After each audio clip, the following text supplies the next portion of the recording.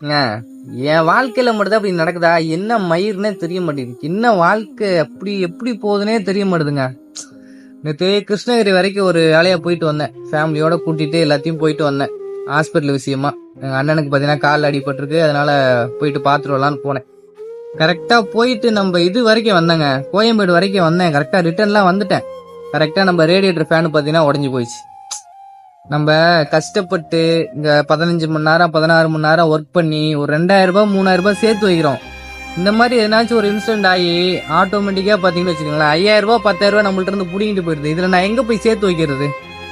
ரொம்ப கஷ்டமா இருக்குங்க. எனக்கு மட்டும் தான் அப்படி நடக்குதா இல்ல ஒவ்வொரு டிரைவருக்கும் இந்த மாதிரி நடந்துட்டு இருக்கானே தெரிய மாட்டுது. இப்போ எனக்காக 7 மணிக்கெல்லாம் கடையை திறந்து மெக்கானிக் அண்ணன் உட்காந்துருக்காரு.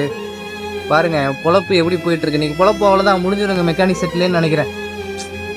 கஷ்டமா தாங்க இருக்குங்க. டிரைவர் வாழ்க்கைன்னு சும்மா கிடையாது. ரொம்ப